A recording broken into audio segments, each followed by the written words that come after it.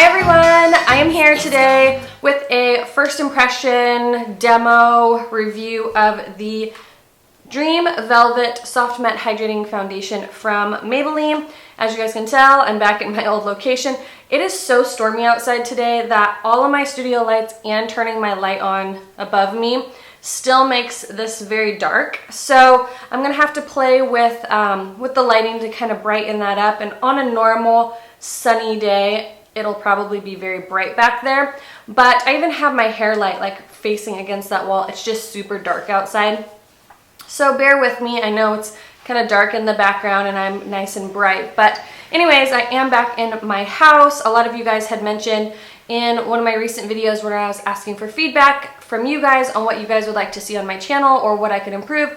98% of you said you did not like my studio space, which was a bummer because I obviously got that space to kind of step up my channel, but a lot of you said it took away my personality a little bit because I think I was a little bit self-conscious of other people in other offices around me being able to hear me, and also like it took away the feeling of you guys feeling like you were in my house with a cup of coffee or tea and chatting with me about makeup. So I'm hoping you guys enjoy that I'm back at home, and bear with me while I get lighting and sound and all that stuff refigured out, as well as the background. If you like this background, let me know. I know it's very dark, but I'm trying to like angle things a little bit different and reconfigure this room. So if you guys like the background, even though it's dark right now, it will be lit up. I just have to figure that out.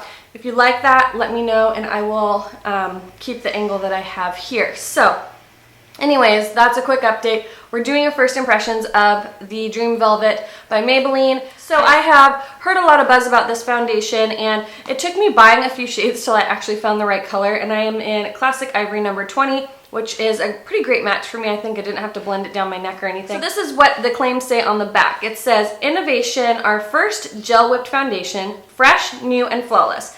Dream Velvet whips a fresh gel into a velvet soft texture. Complexion is perfected and smooth with a soft matte finish, just like velvet. Skin feels fresh and lasting hydration." So far with those claims, I would agree. I've had this on for about 2 hours when I'm filming this intro, and you'll see in the demo how it applies, and you'll see how it works out the day. So if you are interested in seeing how this foundation holds up on a dreary, rainy day, then just stay tuned. So we're gonna start off with a primer. I'm going to use the Nivea aftershave or post-shave balm for sensitive skin. It's drugstore, it's very inexpensive.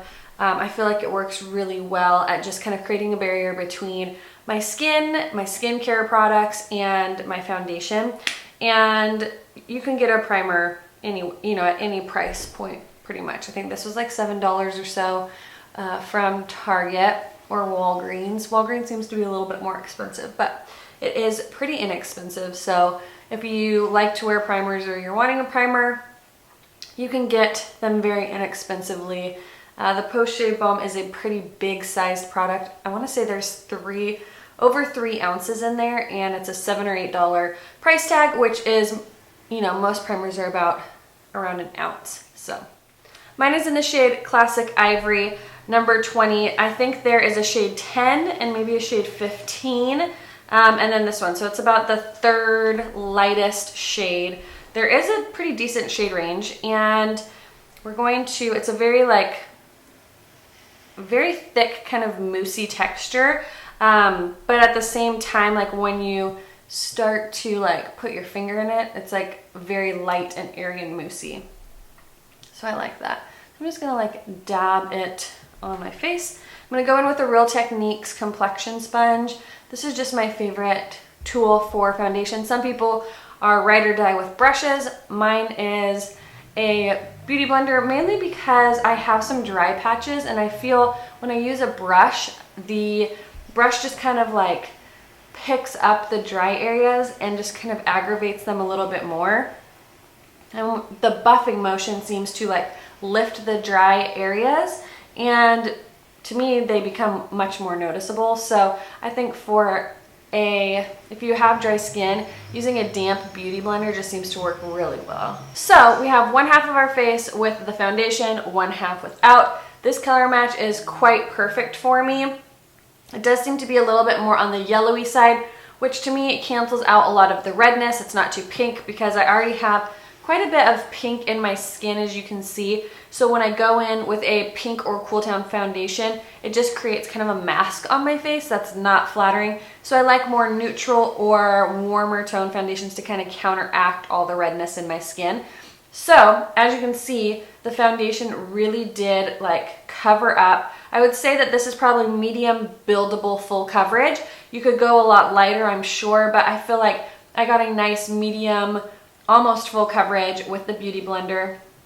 There's a little bit of my natural skin kind of peeking through right here, a little bit of the like natural flush of my cheeks, which I actually really like, but it just gave me a really beautiful even canvas on my skin, which I'm like adoring. So really, really love the application. It was very, very light and easy to apply. Blending was effortless. It's dried down now, and honestly it feels like skin. Like I'm looking in the mirror and it just looks like I have really, really even skin tone. It's not makeup-y. When I pull up close in my mirror, it's not clinging to dry patches. It just looks very like natural, and even the finish on it, it says soft matte hydrating foundation. It's kind of like a weird concept of matte and hydrating, but I do feel like it's not necessarily matte, but it's a very like natural matte finish. So I really, really like it. So let's do the other side really quick. There it is, fully on. Absolutely am loving the way that it looks on the skin. It looks very natural. It looks very like skin. It's not dewy, it's not overly glowy, it's not super matte and flat. My skin doesn't feel dry or tight. It doesn't feel like if you touch your face you're going to disturb the foundation. So first impressions, really, really, really love the way that it applies. It feels really, really good on the skin. So I'm going to finish up with the rest of my makeup and I'll come check back in a little bit. It is currently 8:38, so I will check back in a little bit. So I have finished up my makeup and I kind of got distracted doing other things. But anyways, it is now 10:36 and all of my other makeup products applied really easily and really nicely over this foundation. My concealer went on really nice. What I did notice though is I use the same powder every single day, and it's the Master Fix by Face Studios. It's one of my favorite powders, and I did notice that when I set my under eye area, it is a little bit dry here, and that could just be from my skin being a little bit more dry right now. So it did kind of like get a little bit dry and flaky looking right about here, which is odd because I have more of an oily T-zone, but it is a little bit dry. So the powder probably is what accentuated that, because I didn't notice it until I went to powder it. But the foundation looks great so far. I love the way that it looks. It sets on the skin really nicely. It doesn't look dry, it doesn't look cakey. It's not too luminous or dewy or anything. So I'm really loving it. And if you want to know what's on my face, a real quick rundown. The Tartelette In Bloom and the Tartelette palette is what I have on my eyes, kind of a combination of the two. And then my lips, I did kind of like a random drugstore combination.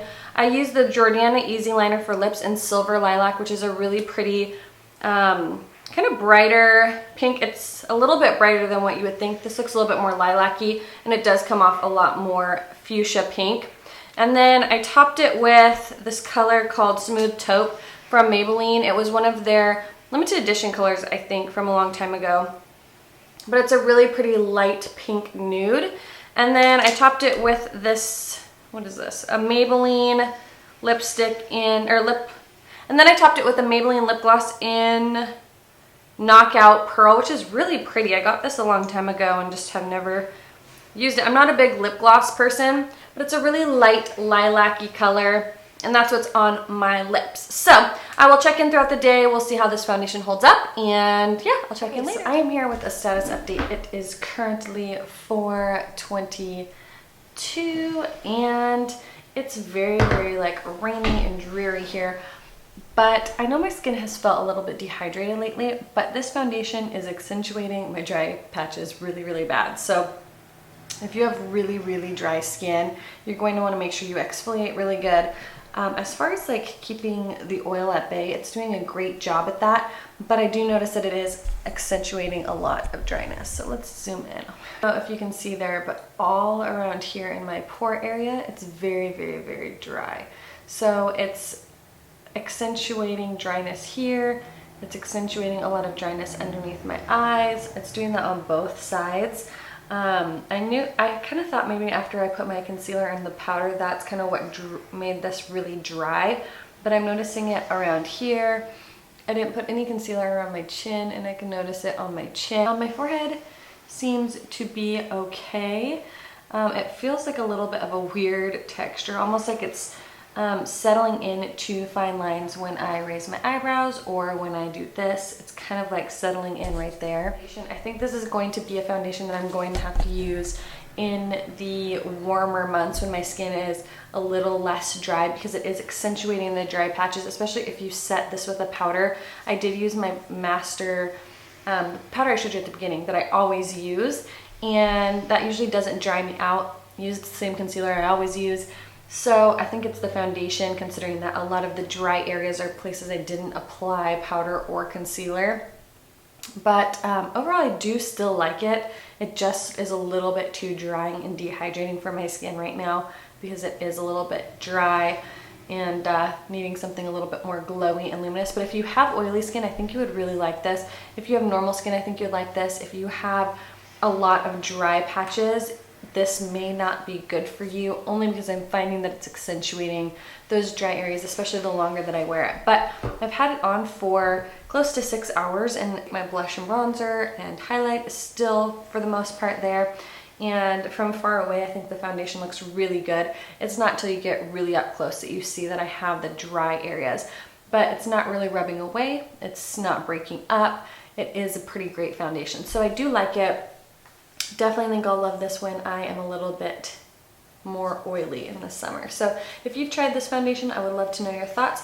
Leave them down in the comments below. If there's a foundation that you would like me to review, then let me know in the comments and I will get right on that. So I hope you guys are doing well, and I'll talk to you guys in the next video. Bye!